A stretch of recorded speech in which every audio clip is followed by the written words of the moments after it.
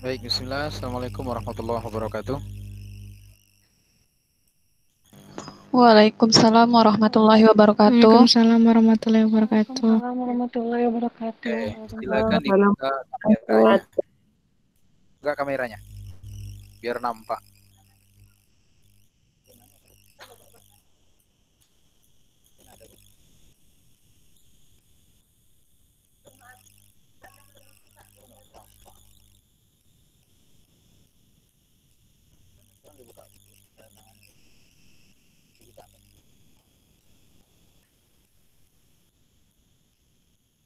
Baik, dibuka kamera semua ya, biar nampak siapa yang hadir, siapa yang tak hadir. Ya Bu, nanti Kosma yang nggak hadir di Google Meet ditandai ya.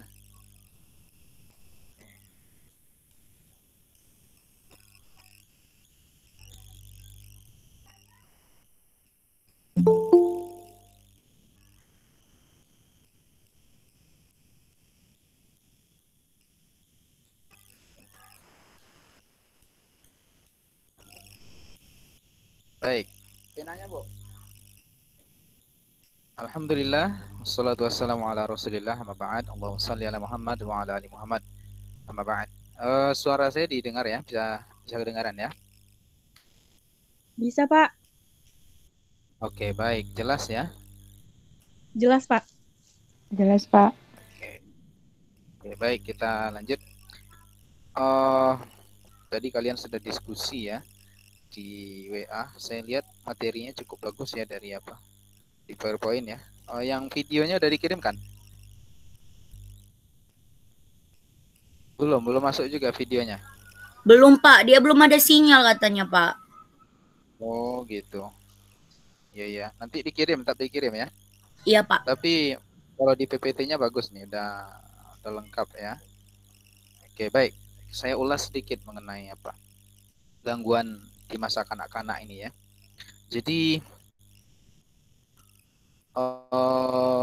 dalam dinamika psikologis. Jadi gangguan psikologis ini ternyata tidak hanya mengganggu atau menimpa orang-orang dewasa atau remaja saja, tapi juga bisa anak-anak ya. Dan ini banyak kasusnya. Nanti kalau kalian di sekolah ngajar nanti jadi guru BK, ini akan banyak jumpai kasus-kasus seperti ini.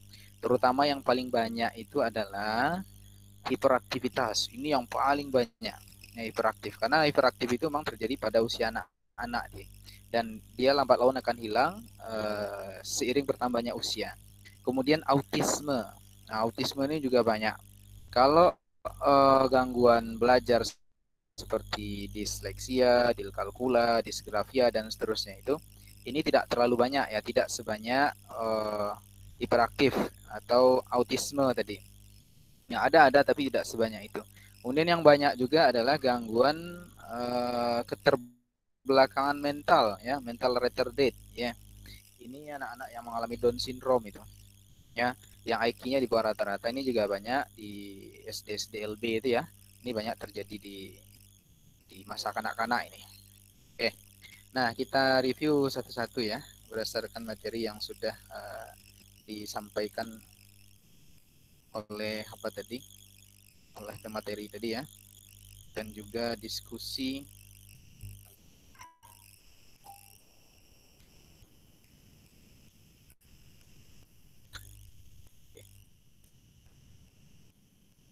Oke.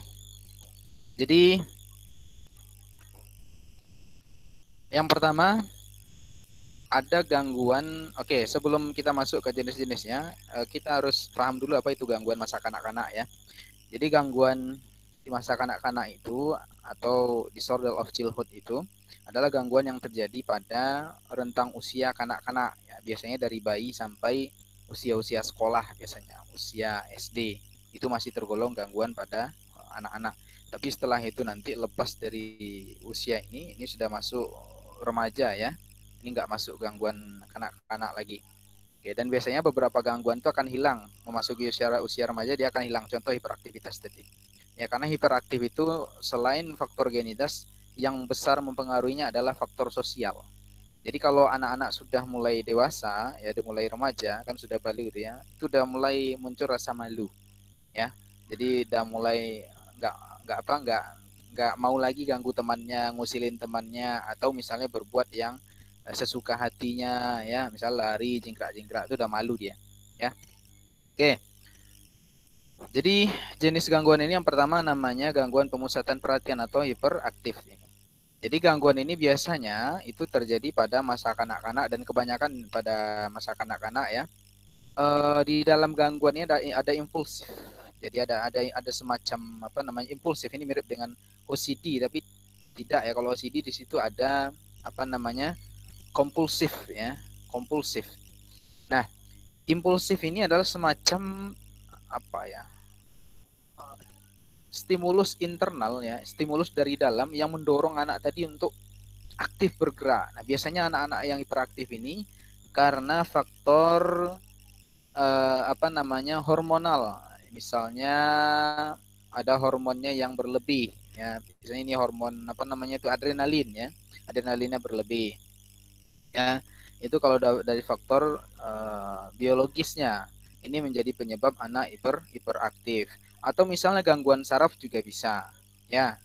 Atau gangguan emosional kalau dari faktor psikologisnya. Jadi anak ini secara emosional dia bermasalah, ya. Mungkin itu karena trauma waktu kecil, ya. Atau misalnya karena emosional ini juga bisa karena faktor dari hormonal tadi juga bisa. Jadi dia saling berkait. Nah, kalau faktor sosial biasanya ini karena modeling, ya, imitasi. Jadi orang tuanya mungkin apa atau lingkungan yang nggak baik ya, orang tuanya juga mendidik dengan cara tak baik, akhirnya anaknya hiperaktif ya. Jadi suka mengganggu, nggak teratur, nggak disiplin ya. Dan anak-anak model kayak gini banyak di sekolah. Biasanya dalam satu kelas itu minimal ada satu yang seperti ini. Ya, dan penanganannya cukup melelahkan ya, karena dia emang nggak bisa diam, dia terus mengganggu. Ya, dia emang nggak merusak dirinya, tapi dia bisa saja mengganggu orang lain ya. Nah, bentuk gangguannya itu bisa dengan mengusili temannya misalnya, atau dia sibuk sendiri bermain dan nggak memperhatikan pelajaran ya. Jadi ada di sini apa namanya gangguan pada atensinya, attention disorder ya. Jadi hiperaktivitas ini mengakibatkan attention disorder. Jadi gangguan perhatian, gangguan fokus ya. Oke, itu sekilas mengenai gangguan ini. Kemudian bisa diobati dengan berbagai macam terapi ya, baik psikologis ya, terutama terapi untuk anak-anak ya. Bisa dengan terapi bermain, atau bisa juga dengan kalau memang itu sarafnya bermasalah atau hormonal, itu bisa dengan pemberian obat-obatan tertentu yang tidak berbahaya. Ya, tentu ini kerjaannya psikiater bukan psikolog ya. Kalau psikolog atau konselor itu dengan terapi psikologis.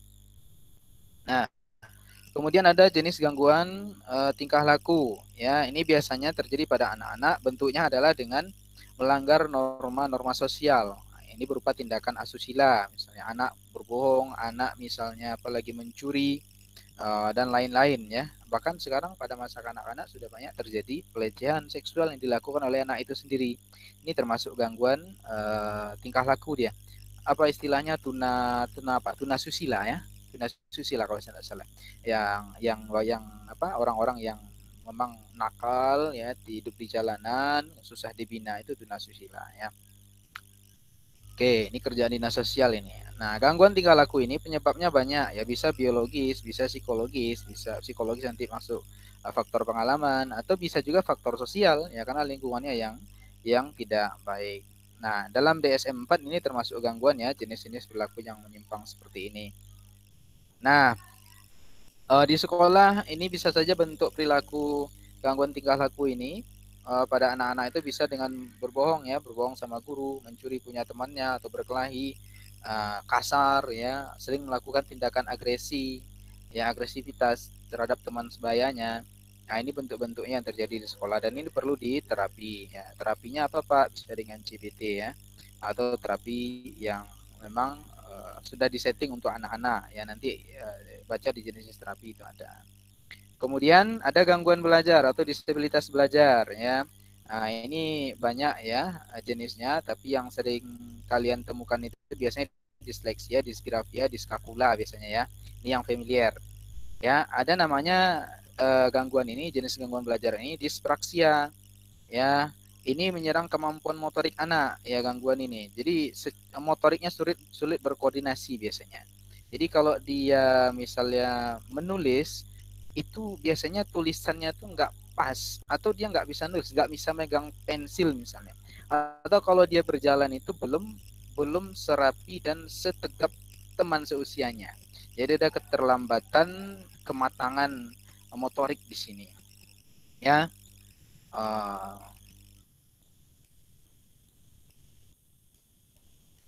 Kemudian masalah lain pada anak ini juga gangguan bicara. Kenapa? Karena motorik di sistem bicaranya itu pada mulut itu belum bagus, ya.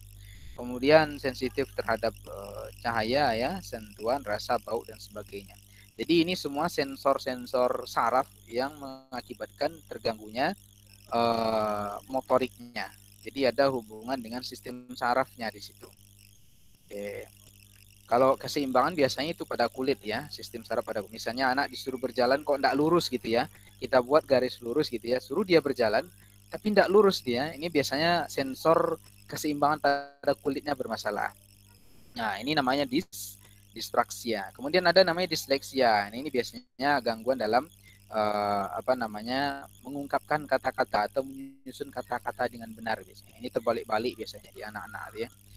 Ini namanya disleksia. Makanya kalau ngajari anak dari kecil itu yang betul, ya. Kalau makan ya makan, jangan maam. Kalau ayah ya ayah, jangan gitu, ya. Itu apa lagi? Ibu ya bu. Ajari dengan betul. Walaupun anak belum bisa mengucapnya dengan betul, kita ajari dia dengan benar. Ayah, abi, apa lagi? Bapak, ya. Harus gitu. Jangan anak bilang A, kita ikut AA juga. Lama-lama dia manggil bapaknya AA gitu, ya. AA itu di Sunda boleh. Kalau di Melayu kan enggak AA, ya. Di Melayu apa? AA, ya. Bukan ya. Ayah, ya. Ayah kalau Melayu. Oke.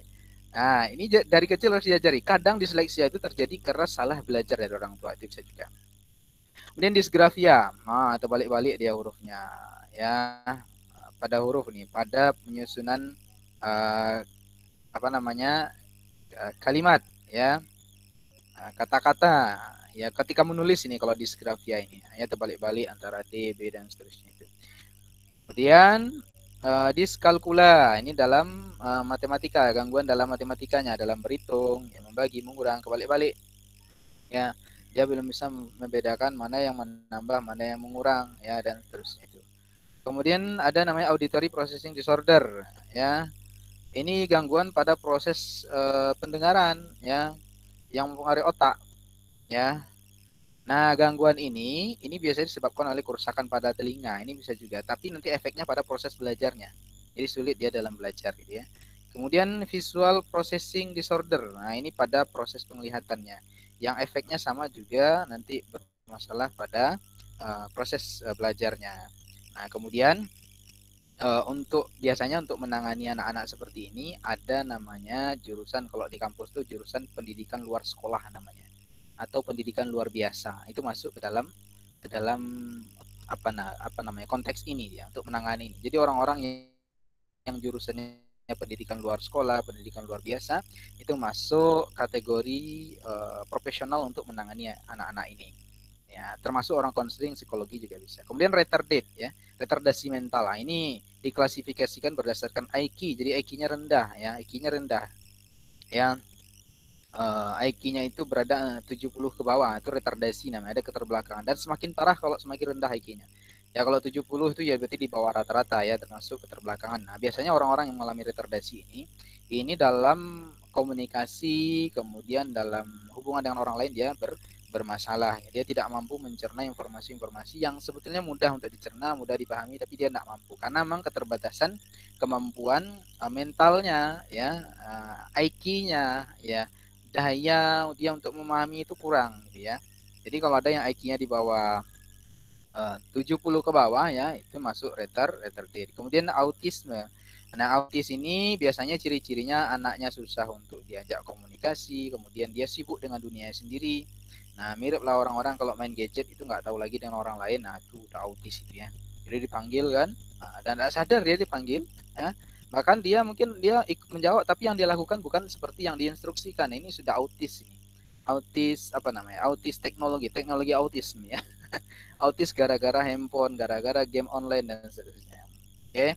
Kemudian orang-orang autis ini juga sulit untuk mengajak bicara duluan. Kalau diajak bicara juga susah. Mereka punya dunianya sendiri. Ini ciri-ciri autisme. Kemudian terapinya banyak ya. Bisa dengan fisioterapi, bermain, visual, bicara, dan dikombinasikan berbagai macam terapi. Nah, itu sekilas untuk apa namanya? Untuk gangguan-gangguan pada masa kanak-kanak gitu ya. Dan ini biasanya yang banyak terjadi, yang banyak kita jumpai. Baik, saya kira itu ya penjelasan singkat dari saya, review saja tadi sekilas. Gini kawan-kawan, jadi saya nggak buka sesi pertanyaan ya, karena saya sebetulnya lagi kebetulan hari ini bertepatan ada sempro ini. Jadi nanti kalau ada pertanyaan silakan diajukan di WA, nanti akan saya jawab dengan ketik juga boleh, atau dengan voice note juga nanti bisa saya jawab ya. Kalau ada pertanyaan ya, mohon maaf ya karena saya tidak buka sesi pertanyaan. Itu saja kawan-kawan sekilas dari saya.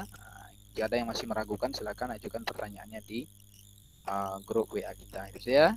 Kita tutup dengan kafaratul majlis. Subhanakallah